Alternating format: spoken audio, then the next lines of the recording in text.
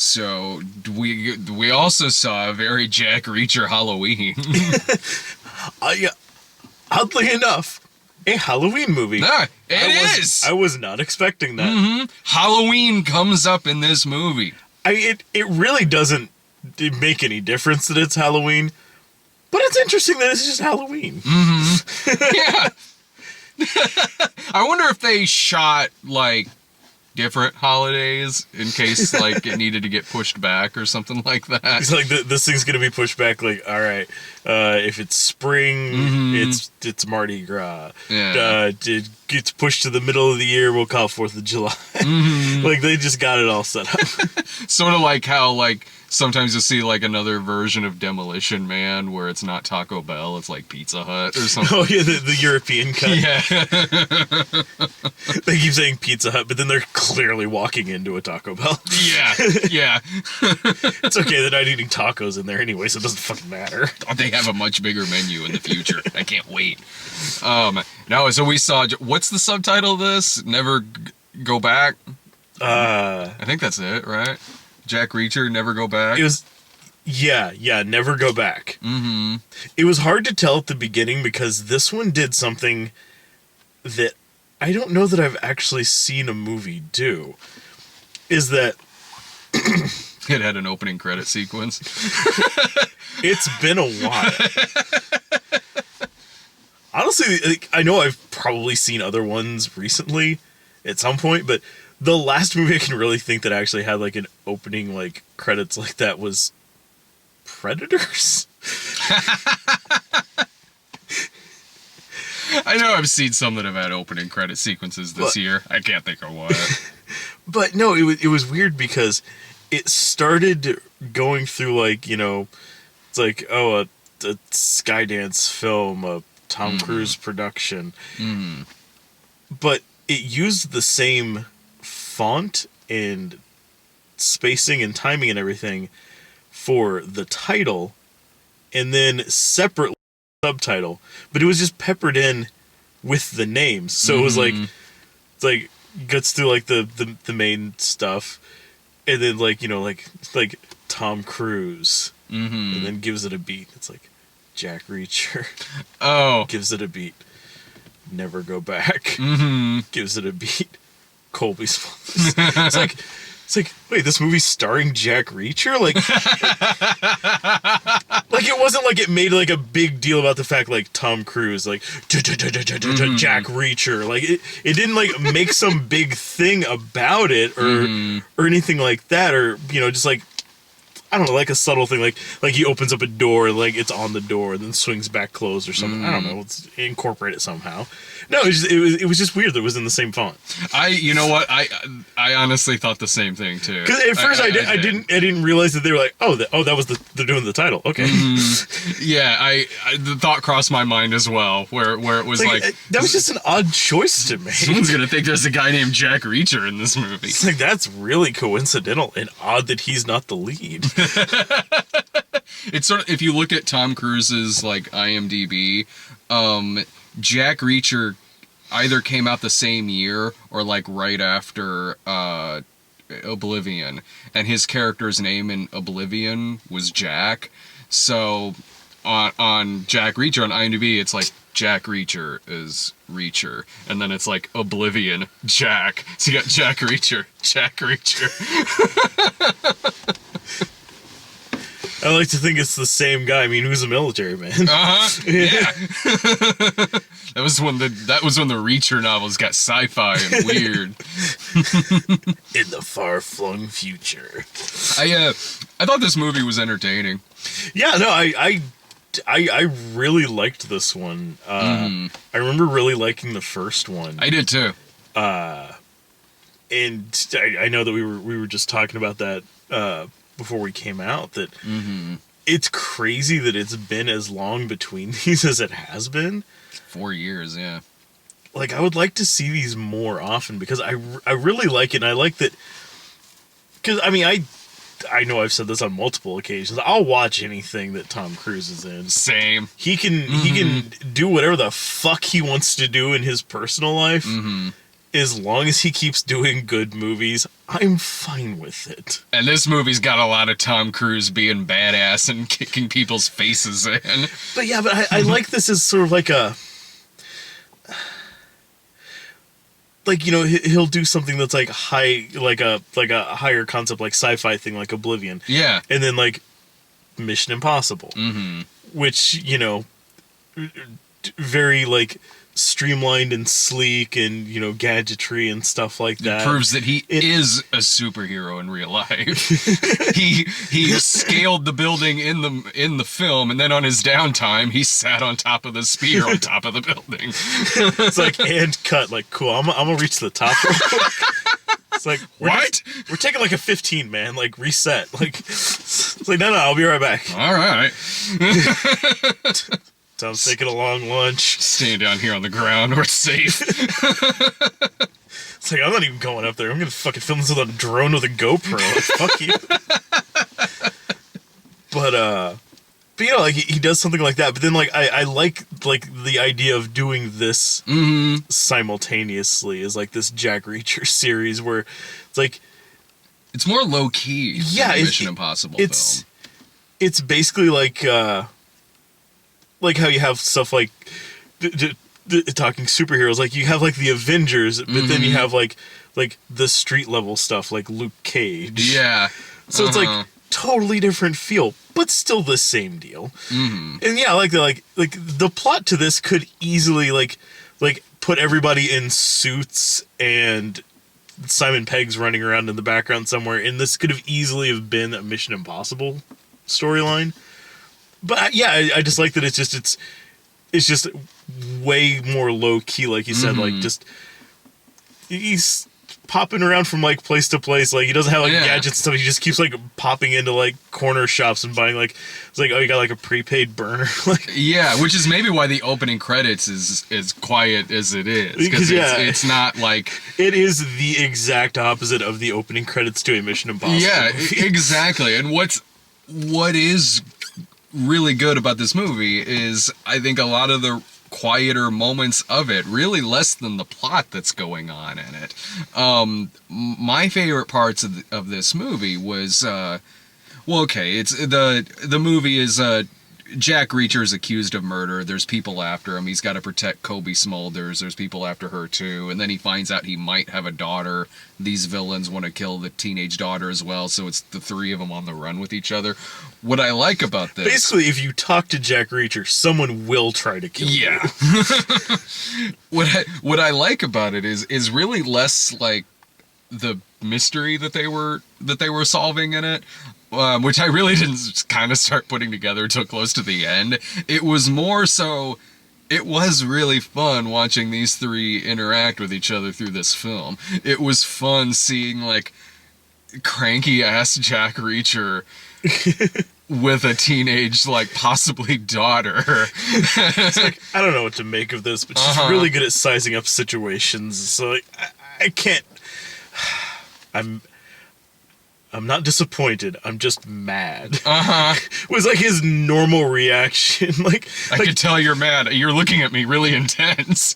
I'm not mad. I'm not mad. Just tell me what you did. It was hilarious. It was really fun stuff. Like, because I'm not angry. You haven't seen me angry. You've never seen me very upset. That's it was a setup. Fish tank. It was fun seeing like the fact that Jack Reacher could literally break any bone in your body in a matter of seconds, be really awkward at talking to like teenage girls. Yeah, it's like I don't know how to punch the situation, so I'm just gonna go to bed. Yeah, I am not I'm needed just gonna sleep this one off. I don't know how to talk to this kid. She's still mad at me for throwing her cell phone out the window. Like, the part where Kobe Smulders and the girl are, like, talking back and forth on the airplane, and Reacher's sitting there trying to sleep next to him, and she's like, so what do you think of Jack? Like, do you have a crush on him or something? She's asking this to Kobe Smulders. You see Reacher just looking grumpy, like, I'm just trying to fucking sleep here. So what's he do? He fucking just kicks two people's ass on the plane. Granted, he doesn't just pick two random people. No, but would you have put it past him at that point? It's this guy just keeps kicking the back of my fucking seat. Like, I gotta go kick the shit out of this guy. Like, no, it's like a couple guys that are tailing them. The two guys really just kind of did happen to be sitting there, and he comes up and just punches the guy out, like beats the shit out of the guy in the bathroom. There was still a percentage that they could have been anybody. Maybe, perhaps a small one, but it was there. 'Cause yeah, he basically like. He assumed, like, that was a big assumption. I mean, okay, like, it's hard to claim that, like, Reacher, you're just being paranoid or something like that, because he's always right. Everyone is always trying to kill him all the time. Yeah. Like, I don't know how the fuck he ever manages to actually get sleep. The opening shot of the movie is the shot you see in the trailer where he's in the diner and there's just bodies in front of it that he just beat the shit out of before he went into the diner to bust this illegal immigrant slave trading sheriff. I kind of want to see that movie too.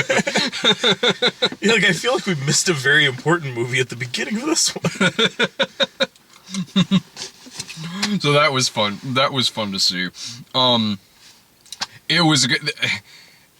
It's fun to see the interaction with the characters, and it's also fun to just see them kick these people's asses for 2 hours. This is the kind of movie where Jack Reacher says, I'm gonna break both your arms, break both your legs, and your neck, and then he does. And I mean, it's very much one of those, like, I could see this being used in a lesser movie or with a lesser actor, and it's just terrible. But it works in this. It's like, oh man, that is exactly what he's gonna do to this guy. No, so much so, I would have been so disappointed if that wasn't how it ended. They got together, fight for a few minutes, and then he, like, shot in the chest. Yeah. What? They both fall on the gun, like, oh no, who got it? Jack rolls over. Oh, it was the other guy. It's because he's got that he's got that intense cruise stare where you know he means it. Like, he said it, it's gonna happen. So what made it even better is when he does do that to this guy, the guy's dead, alright? He takes it a step further by just shoving the guy's body off of the rooftop. No reason to. It's like the next step after that was him, like, unzipping his pants and then pissing on the guy. Yeah! It's like, I don't know, I just always wanted to make an arch this big. That's amazing. So good. It's in his dead mouth. It's in his dead goddamn mouth. That would have been amazing. 4 stars. That fight with that guy, though, fuck me, that was one of, like, the roughest fights I've seen in a movie.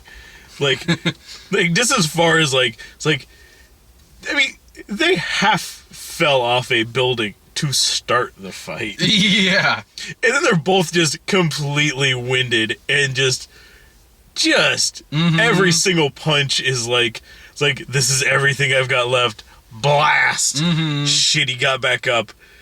And he still breaks the guy's bones. Hell, at the end of this fight, the daughter and Kobe Smulders have to just, like, help carry Reacher away because he's still also got the shit beat out of him. It's like, you jumped off a building, right? It's like, yeah.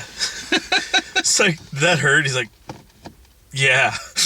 Yeah. Shall we lay you down somewhere? Sure. And it actually ends on this really sweet moment between it's moments like that. I love the Mission Impossible movies. I do. The Mission Impossible movies are just absolutely fantastic entertainment. But it's got moments in it that you wouldn't see in Mission Impossible, because Mission Impossible isn't they're not the same kinds of movies. So this has in Ethan Hunt, I mean, as detached from any and everyone around him as Jack Reacher is, like, Ethan Hunt is almost more so, especially after like especially after what happened in like in 3. Yeah, fuck. It's like, you know what? I just don't know people anymore. Yeah, No, this has those extra quiet moments to it, like the end with him and the girl. It actually is a really sweet and touching and very human moment between the two of them. The girl, who, by the way, looks like she's played by 1987 Patricia Arquette. Yeah, like the whole time I'm like she's got like this Arquette kind of feel, or like that one gal, she's on Daredevil and she's on True Blood, Deborah Ann Wool, like, kind of looks like, it's like, oh, maybe that's like her younger sister. Like, name was wildly different, so I doubt. It's like, I don't know, like, they got like similar features, like, but like, I'm like, yeah, like, she looks fucking like somebody. I just It was Patricia Arquette was what was, I was sitting there like, that's what was coming out to me, and I was sitting there like, thinking the same thing about, like, are they related? Does Patricia Arquette have a daughter who acts? Because that happens a lot of times where like, you see somebody, who's like, oh my god, they look so fucking much like this person. Like, well, the girl on the train with what's her name? Who the first few times I saw the trailer, I thought it was Jennifer Lawrence. It's like, yeah, it's like, but then like sometimes you see stuff like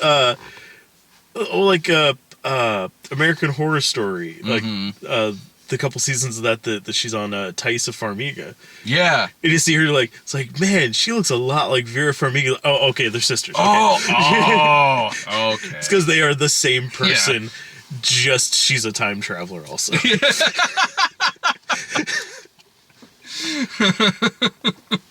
like, it didn't make enough money in 2012. Let me go back and do it again 40 years later. Yeah.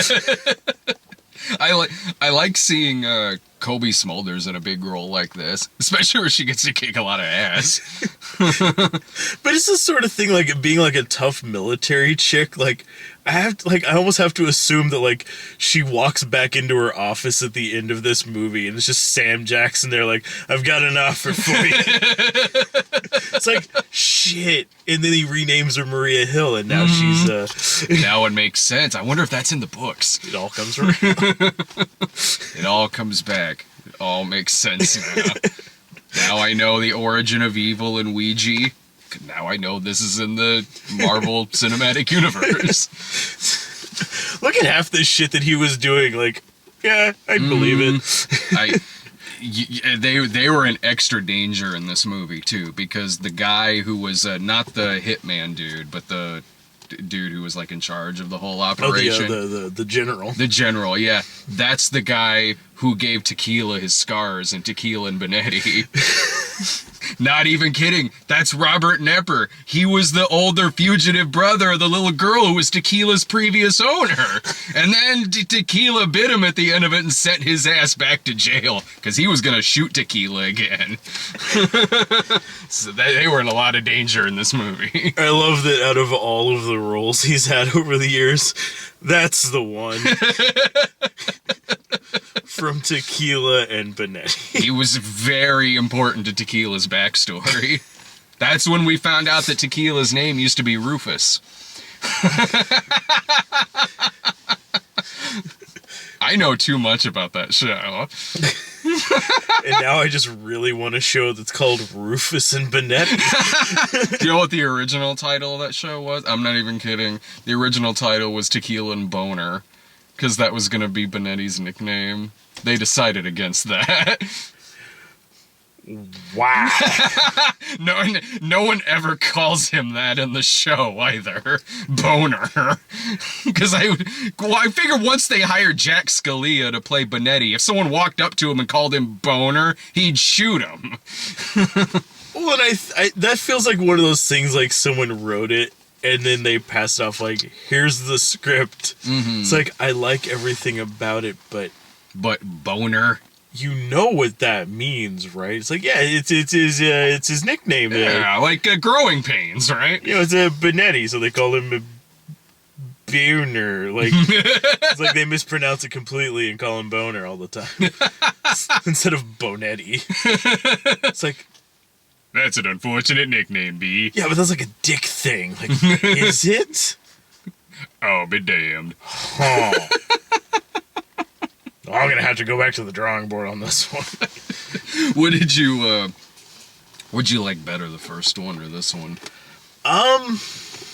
Fuck, it's been long enough since I saw the first one now.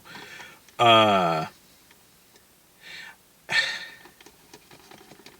would side with the first one. Yeah, I mean, I definitely kind of liked the back and forth that he had with the hitman in this one. Yeah. But I don't know, like they're in the first one, like, you know, him like constantly running afoul of like Jai Courtney trying to kill him. Yeah. I like that better in the first one too, because the hitman in this is practically the same character. Yeah. He's being stalked by Evil the Transporter. Yeah, yeah, exactly. So I did like the first one better. The dynamic between the three leads in this is really good, and I'm like you, like I'm a Cruise geek too, so you put Tom Cruise in a movie and have him beat the shit out of people, like, I may say one movie's better than the other, but I'll probably have a good time regardless. Yeah. The first one I was more, while I love the characters in this movie, our heroes, the first one I was more invested in the actual plot and mystery that was going on. And I think that one did a little bit better job with that part, and I think it honestly did help that, you know, he was operating for the most part on his own, going through this and like actually, you know, looking into this. Whereas this one, it was just kind of like a constant chase from like location to location. Like they're constantly on the run. Like it's not like he's like looking around for like different things, like different places to go, different things to do. To crack this case, to like help someone out. Like they're actively on the run. Yeah. So it's almost like it's almost like two different kinds of film in a way. Just from that kind of you know, perspective, but yeah, and there's definitely like you said though, like the dynamic between the three leads in this one is really solid, and it really makes like kind of the core of this film, where like that same dynamic just would not have worked in the first one at all. No, there's certainly a lot of heart to this movie. The actual plot itself, involving like the opium and the weapons and stuff, it's very like TV police procedural kind of. Yeah. Hell, they even do some like cheesy kind of black and white flashes, like it's NCIS a couple of times. Don't get me wrong, this is a lot better than, but yeah, it's a stupid police procedural, but him like going to his mind palace to like hold on, well, if I came in I'd do it like this, but wait, hold on, a clue, a pencil, smudge marks, okay, cabinet, here she is. Genius.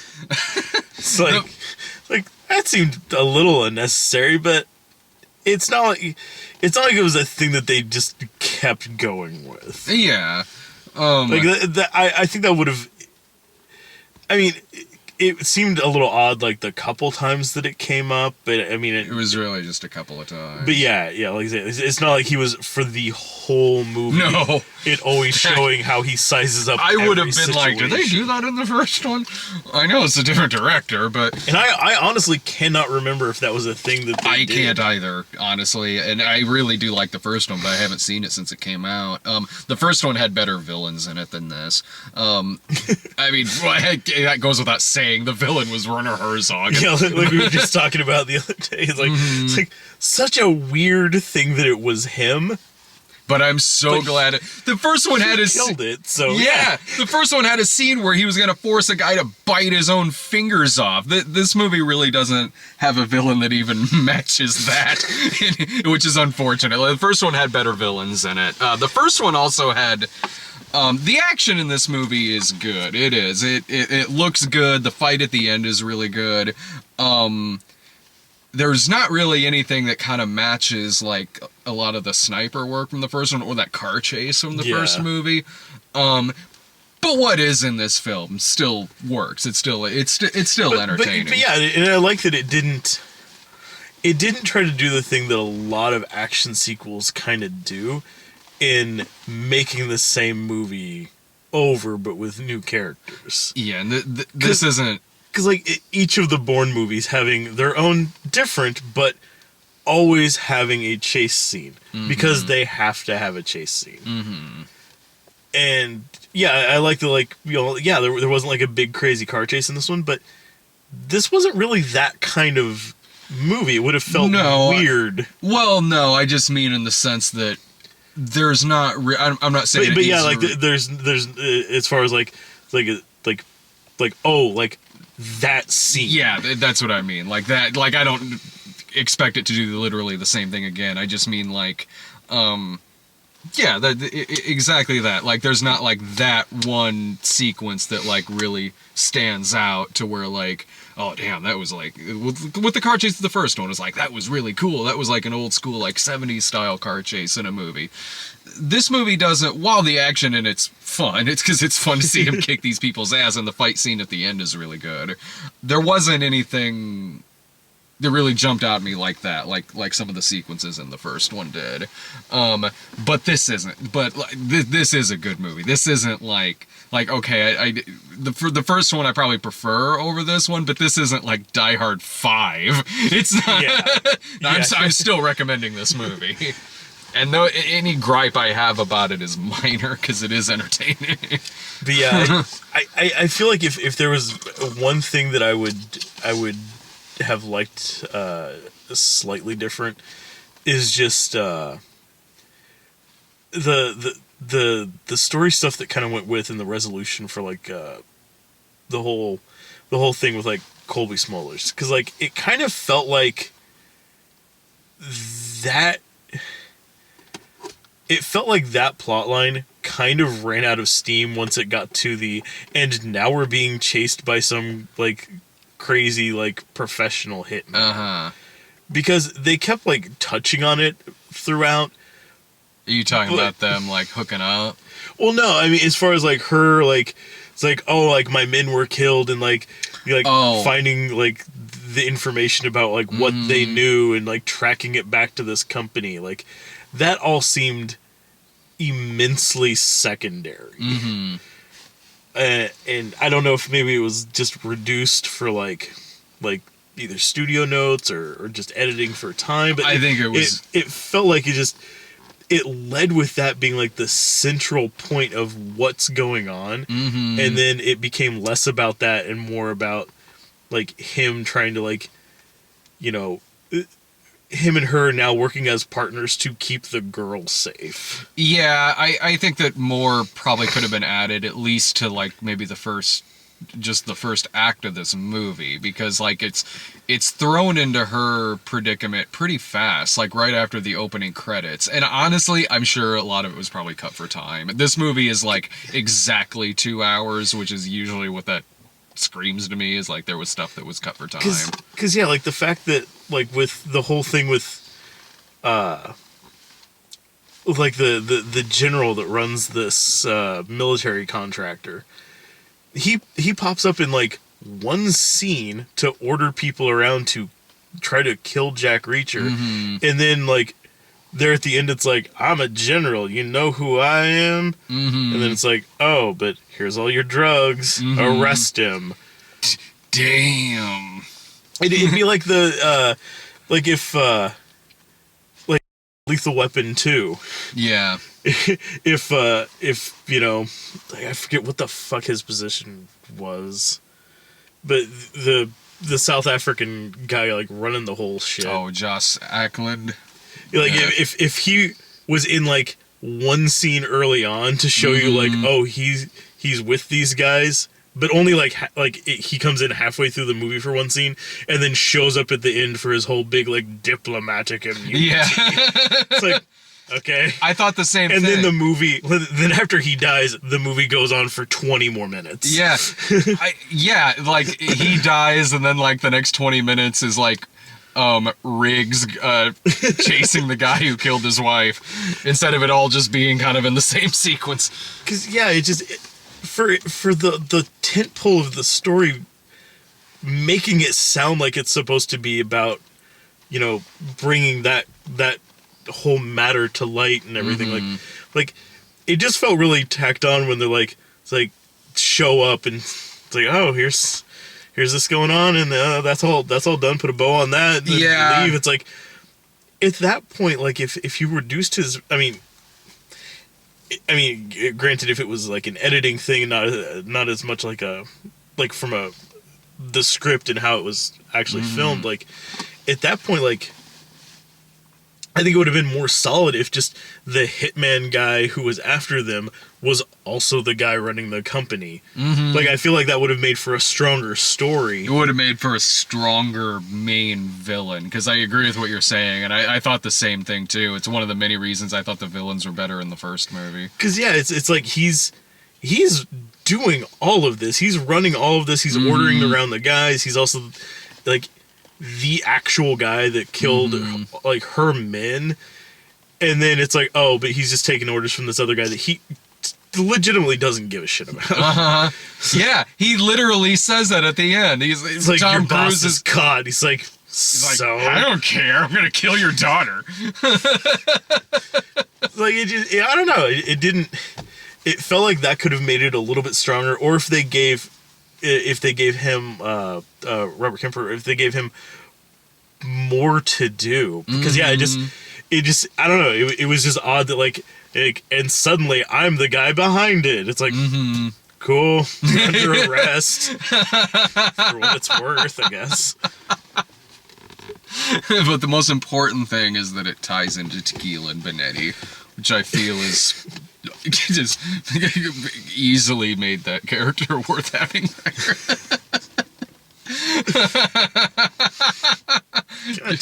Just like I had to see Barbershop 3. The one line that Brad Sanders had. As bartender. Coming right up. I know that voice. That's tequila. It's like, no, he just ordered whiskey. No, I mean the dog. Brad, you're yelling. Any final thoughts about the movie?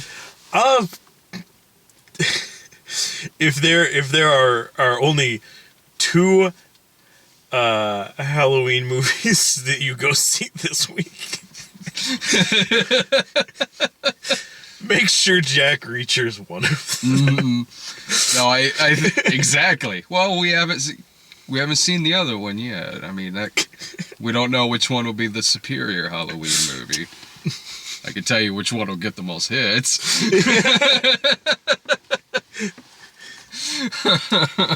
Just a hunch. Although I'm trying to think, like, just a random thing. That one point in this one when she's watching that, like, horror movie marathon, which one of the Paranormal Activities is she watching? Is that the 4th one? Was that a Paranormal Activity movie she was watching? Oh, yeah. Oh, I just thought it was something they shot for this movie. No, that was one of the Paranormal Activity ones. God, I saw that clip and I was like, oh, that's a pretty funny, like, 5-second kind of, like, found footage spoof. Oh, it's literally from a Paranormal Activity. Was that the 4th one? I think that's from the 4th one, from whenever, like, they're at the end when she finally decides to go across the street into the house that she keeps seeing Katie coming in and out of. And then it's like, oh shit. No wonder I thought it was a parody. The 4th one was the worst one. I guess. I don't know at this point. It's probably the worst. But I was really waiting, though, because, like, that like, really campy voiceover, like, it's like... It's Halloween. It's like, don't forget, there's the movie marathon, and then get ready for the parade. It's like, yeah. It's like, wait, it's like...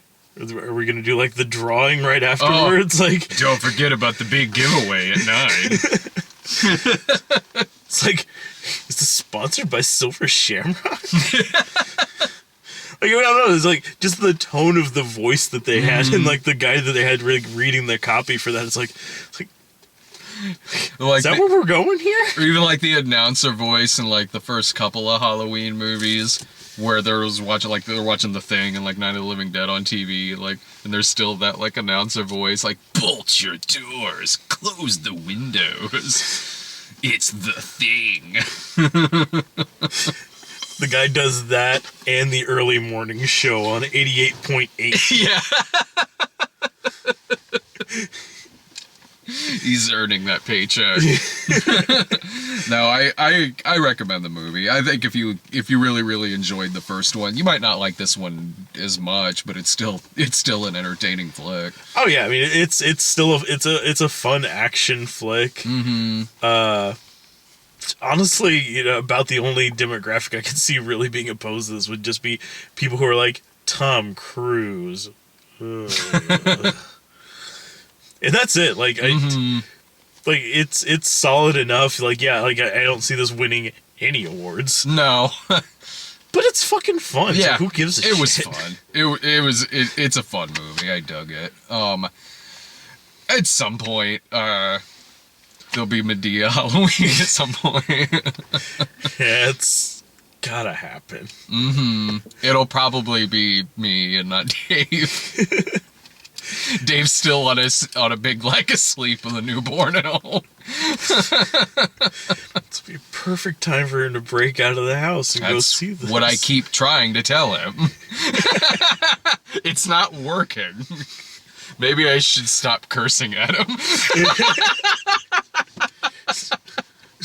Look here, you fuckface. Look, go see it. Look here, you son of a bitch. Why do you hate me, Dave? I say that, but I'm actually really excited to see. I'm actually really excited to see my first Medea movie in the theater. It's not something I would have ever said, but well, that's because you've seen a few of them at this point. yeah.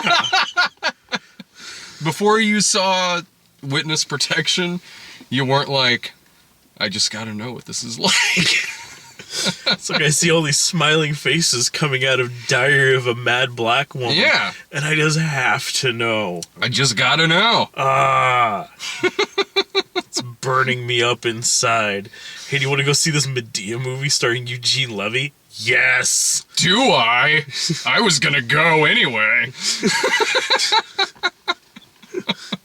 I remember that, but I can't remember what the hell I was at that night. God. But I don't remember what I was at 2 weeks ago. So. That is fair. Like, I do that a lot. Like, also, like, it's like, man, the last movie we went to see was.